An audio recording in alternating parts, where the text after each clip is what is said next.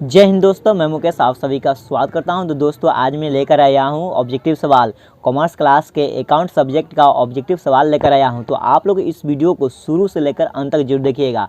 मैं इसमें ऑब्जेक्टिव सवाल बताऊंगा जो कि बहुत ही महत्वपूर्ण सवाल है। ये जो सवाल हम आप लोग बताएंगे बार बार एग्जाम में पूछा जा रहा है, तो इसे आप लोग जरूर से जरूर याद कीजिएगा। तो चलिए शुरू करते हैं और आप लोगों को हम बताते हैं ऑब्जेक्टिव सवाल। जो यहाँ पर हम ऑब्जेक्टिव सवाल का जो पोथिया लेकर रखे हुए हैं, जो कि हम निकाले हुए हैं बुक से, और जो मॉडल पेपर होता है वो सब निकाले हुए हैं और बहुत ही महत्वपूर्ण सवाल है। तो पहला सवाल है, आईबीआई खाता किस तरह का खाता होता है। आईबीआई जो खाता है होता है वह किस तरह का खाता होता है। यहाँ पर आपको सामने क्वेश्चन शो कर रहा है और ऑप्शन देखिए। ऑप्शन है, फर्स्ट नंबर में ऑप्शन है व्यक्तिगत खाता यानी कि पर्सनल अकाउंट। 2 नंबर है वास्तविक खाता यानी कि रियल अकाउंट। 3 नंबर में है नाममात्र खाता यानी कि नॉमिनल अकाउंट। और लास्ट में है 4 नंबर में ऑप्शन है इनमें से कोई नहीं, नॉन ऑफ दीज। अगर आप लोग अच्छे से तैयारी किए हुए हैं तो इसका आंसर आप लोग जरूर कमेंट बॉक्स में बताइएगा। अगर नहीं जानते हैं तो इसको याद जरूर कर लीजिएगा। तो इसका राइट आंसर है नाममात्र खाता यानी कि नॉमिनल अकाउंट। आईबीआई जो खाता होता है वह होता है नॉमिनल अकाउंट होता है। आगे समझ में। क्वेश्चन नंबर 2 देखिए, एक क्लब द्वारा प्राप्त आजीवन सदस्यता शुल्क को किस खाते में दिखाया जाता है।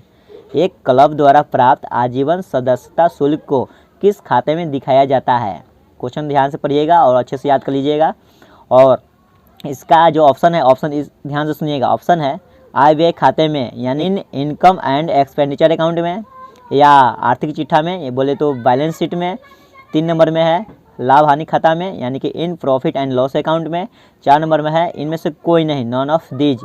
आप लोग अच्छे से पढ़े होइएगा तो इसका आंसर भी आप लोग कमेंट बॉक्स में जरूर बताइएगा। अगर नहीं जानते हैं तो देखिए इसका राइट आंसर है आर्थिक चिट्ठा में यानी कि बैलेंस शीट में दिखाया जाएगा।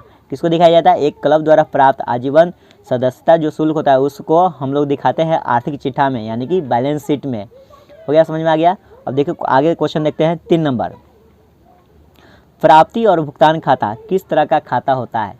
प्राप्ति और भुगतान खाता किस तरह का खाता होता है। इंग्लिश में आप लोगों को बताते हैं रिसिप्ट एंड पेमेंट अकाउंट किस तरह का खाता होता है। रिसिप्ट एंड पेमेंट अकाउंट किस तरह का खाता होता है। आपके सामने 4 ऑप्शन दिए जाएंगे। ऑप्शन है व्यक्तिगत खाता यानी कि पर्सनल अकाउंट। 2 नंबर में है वास्तविक खाता यानी कि रियल अकाउंट। 3 नंबर में है नाममात्र खाता यानी कि नॉमिनल अकाउंट। और 4 नंबर में इनमें से कोई नहीं, नॉन ऑफ दीज। तो अगर इसका आंसर आप लोग जानते हैं तो कमेंट बॉक्स में बता दीजिए। अगर नहीं जानते तो देखिए इसका आंसर है वास्तविक खाता यानी कि रियल अकाउंट, इसका आंसर है। आते हैं क्वेश्चन नंबर 4 पर। क्वेश्चन नंबर 4 है, आईबीआई खाता किसके द्वारा बनाया जाता है। आईबीआई जो खाता होता है वह किसके द्वारा बनाया जाता है। आपके सामने 4 ऑप्शन है। पहला ऑप्शन है व्यावसायिक संस्थान द्वारा यानी कि बाई बिजनेस ऑर्गेनाइजेशन के द्वारा बनाया जाता है।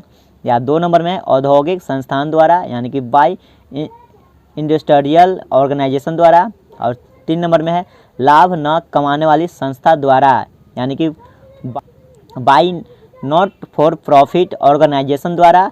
या 4 नंबर में है सभी संस्थानों द्वारा यानी कि बाई ऑल ऑर्गेनाइजेशन के द्वारा।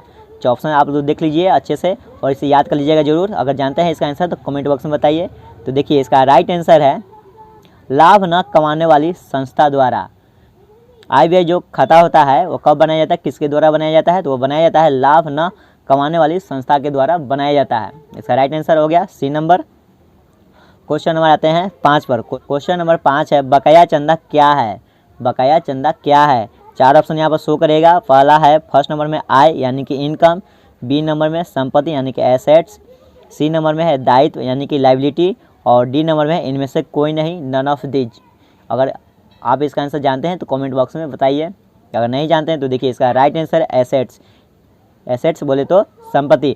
बकाया जो चंदा है, आउटस्टैंडिंग सब्सक्रिप्शन जो है उसको कहा जाता है एसेट्स, संपत्ति बोला जाता है। आते हैं क्वेश्चन नंबर 6 पर। क्वेश्चन नंबर 6 है, वसीयत को क्या मानना चाहिए। वसीयत को क्या मानना चाहिए। आपके सामने 4 ऑप्शन दिए जाएंगे। क्वेश्चन ऑप्शन यहाँ पर शो करेगा। दायित्व 2 नंबर में है पूंजीगत प्राप्ति यानी कि ए कैपिटल रिसिप्ट। सी नंबर में है आयगत प्राप्ति, ए रेवेन्यू रिसिप्ट। और 4 नंबर में नॉन ऑफ दीज, इनमें से कोई नहीं। अगर इसका आंसर जानते हैं तो कमेंट बॉक्स बताइए और सोच के बताइएगा। तो देखिए इसका राइट आंसर है पूंजीगत प्राप्ति यानी कि ए कैपिटल अकाउंट, ए कैपिटल रिसिप्ट। ए कैपिटल रिसिप्ट यानी कि लेगेसिस को यानी कि वसीयत को माना जाता है ए कैपिटल रिसिप्ट यानी कि पूंजीगत प्राप्ति। क्वेश्चन नंबर 7 देखिए, क्वेश्चन नंबर 7 है गैर व्यापारिक संस्थाओं में देयताओं पर परिसंपत्तियों के अधिक को क्या कहते हैं। सही से सुनिएगा, गैर व्यापारिक संस्थाओं में देयताओं पर परिसंपत्तियों के अधिक को क्या कहते हैं। ऑप्शन सुनिएगा अच्छे से और देखिए ऑप्शन को। पूंजीगत निधि यानी कैपिटल फंड, बी नंबर में है पूंजी यानी कि कैपिटल, सी नंबर में है लाभ यानी कि प्रॉफिट और डी नंबर में है शुद्ध लाभ यानी कि नेट प्रॉफिट। आप लोग कमेंट में बताइए इसका आंसर। तो देखिए इसका आंसर है पूंजी निधि यानी कि कैपिटल फंड। समझ गए। आते हैं क्वेश्चन नंबर 8 पर। क्वेश्चन नंबर 8 देखिएगा, क्वेश्चन शो करेगा एक व्यापारिक संस्था के लिए मानदेय क्या होता है। एक गैर व्यापारिक संस्था के लिए मानदेय क्या होता है। ऑप्शन सुनिएगा, ऑप्शन देखिए यहाँ पर शो करेगा। ऑप्शन है एक नंबर में आय यानी कि इनकम, बी नंबर में है परिसंपत्ति यानी कि एसेट्स, सी नंबर में है एन एक्सपेंस यानी कि व्यय, डी नंबर में इनमें से कोई नहीं, नन ऑफ दीज। अगर जानते हैं इसका आंसर तो कमेंट में बताइए ज़रूर। तो देखिए इसका आंसर है एक्सपेंस यानी कि व्यय, खर्च होता है। एक गैर व्यापारिक संस्था के लिए मानदेय जो होता है वो होता है खर्च। आ गया समझ में। क्वेश्चन नंबर आगे देखिए, क्वेश्चन नंबर 9 है यदि स्पष्टता कुछ न दिया हो, यदि स्पष्ट कुछ न दिया हो तो प्रवेश शुल्क को क्या माना जाता है। जब कुछ न दिया हो तो प्रवेश शुल्क को क्या माना जाता है। ऑप्शन सुनिए, पूंजीगत प्राप्ति यानी कि कैपिटल रिसीप्ट, बी नंबर में आयगत आय यानी कि रेवेन्यू इनकम, 3 नंबर में है देयता यानी कि लाइबिलिटी, डी नंबर में इनमें से कोई नहीं, नॉन ऑफ दीज। और जानते हैं इसका आंसर तो कमेंट बॉक्स में बताइए। तो देखिए इसका राइट आंसर है आयगत आय यानी कि रेवेन्यू इनकम। आगे समझ में। आगे क्वेश्चन देखिए, विशिष्ट दान क्या है। विशिष्ट दान क्या है।